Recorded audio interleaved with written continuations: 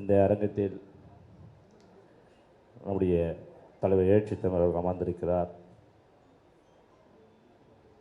முன்னணி தோழர்கள் அமர்ந்திருக்கிறார்கள். மாவட்ட செயலர்கள் அமர்ந்திருக்கிறோம். தன்னுடைய உயிரான விடுதலை சிறுத்தை அனைவரும் திரண்டிருக்கிறோம். ஆனால் இந்த அரங்கம் ஒரு வெற்றிடமாக நான் பார்க்கிறேன். இந்த அரங்கம் ஒரு வெற்றிடமாக நான் பார்க்கிறேன். எந்த நிகழ்ச்சி நம்முடைய கட்சி நிகழ்வு நடந்தாலும் அங்கே அண்ணன் உஞ்சை அரசனும் அண்ணன் பாவரசனும் அந்த நிகழ்ச்சியை ஒருங்கிணைத்து அந்த நிகழ்ச்சியை மிக சிறப்பாக நடத்தி முடிப்பார்கள். இன்றோ அவர்கள் இருவரும் இல்லை.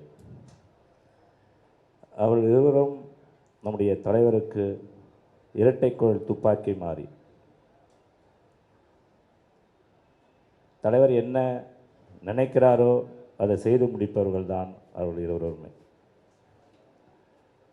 இந்த இயக்கத்துக்கு அவருடைய பணி எவ்வளவு அர்ப்பணியா பணியாக இருந்தது என்பது நம் அனைவரும் அறிவோம். அவர்கள் இல்லாத இந்த ஒரு நிகழ்வு அவர்களுக்கு ஒரு வீர வணக்கம் செலுத்தக்கூடிய ஒரு நிகழ்வாக நிகழ்வு இருக்கிறது. இன்று நமது கட்சி ஒரு அங்கீகாரம் பெற்ற கட்சியாக நம்ம உயர்ந்திருக்கிறோம் என்று சொன்னால் அதற்கு அண்ணன் பாவரசுடைய பங்கு மிகப்பெரிய பங்கு. அதுபோல எமது தலைவரின் உயிரான சிறுத்தைகள், அதுவும் மதுரை சிறுத்தையுடைய பங்கு மிக பெரிய பங்கு இருக்குது. இன்று நம்முடைய தோழர் சானவாஸ் சொன்னது போல இன்னைக்கு தமிழ்நாட்டு அரசியலே தலைவரை எதிர்பார்த்தா இன்றைக்கி தமிழ்நாட்டு அரசியலே காத்துட்ருக்கு. இன்றைக்கி அவர் அமைதியாக இருந்தாலும் அரசியல் தான், அவர் பேசினாலும் அரசியல், அவர் நடந்த அரசியல், அவர் எதை செய்தாலும் இன்றைக்கி அரசியல் தான். இன்றைக்கி அப்படி தான் இன்றைக்கி எல்லோரும் பார்க்குறாங்க.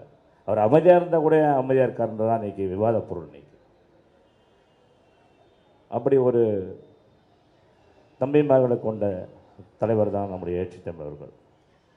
இன்றைக்கி நான் பாவரசை பற்றி சொல்லணும்னாக்கா 1991 மதுரையில் கள்ளழக திருவிழா கோயில் திருவிழா தண்ணீர் பீச்சு அடிக்கிற ஒரு பக்தனாக அவர் இருந்தார். எழுச்சி தமிழரை எப்போ அவர் பார்த்தாரோ, எப்போ அவர் சந்தித்தாரோ, எப்போ எழுச்சி தமிழரை தன் அண்ணனாக தன் தலைவராக ஏற்றுக்கொண்டாரோ அன்று முதல் இன்று வரை, அதாவது அவர் இறப்பு வரைக்கும் அவர் உண்மையான ஒரு சிறுத்தையாக இருந்தார். அது மட்டும் இல்லை, இன்றைக்கி நம்முடைய தலைவருக்கு நம்முடைய தோழர்களால் எவ்வளோ நெருக்கடிகள் இருக்குதுன்றது எல்லாருக்கும் தெரியும். இப்போ தேர்தல் நெருங்கிவிட்டது. சுற்றி தலைவரை ஒரு நிமிஷம் கூட சுற்றி விடுறது கிடையாது.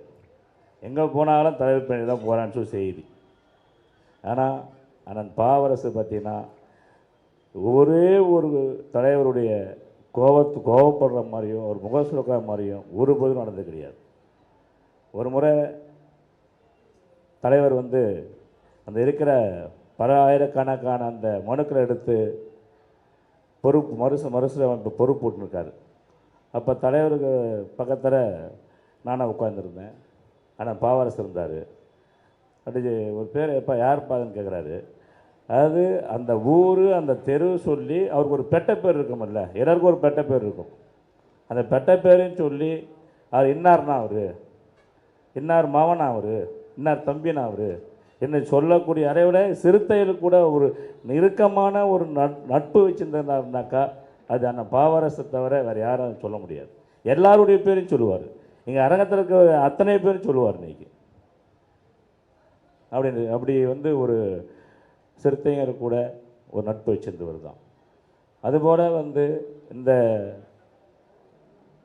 தருணத்தில் அவர் கொண்டிருந்த தலைவர் மேல் கொண்டிருந்த பற்றையும் இந்த இயக்கத்தின் மேல் கொண்டிருந்த அவருடைய பற்றையும் நம்ம எப்பொழுதும் நினைவு கூறணும். அதுபோல் அவர் அவர் கொண்டிருந்த அந்த நம்முடைய சாதி ஒழிப்பு, மக்கள் விடுதலையும், சமத்துவ அரசியலையும் நம்ம எப்பவும் முன்னெடுக்கணும்னு சொல்லி அண்ணனுக்கு என்னுடைய வீர வணக்கத்தை தெரிவித்து விடைபெறுகிறேன். நன்றி, வணக்கம்.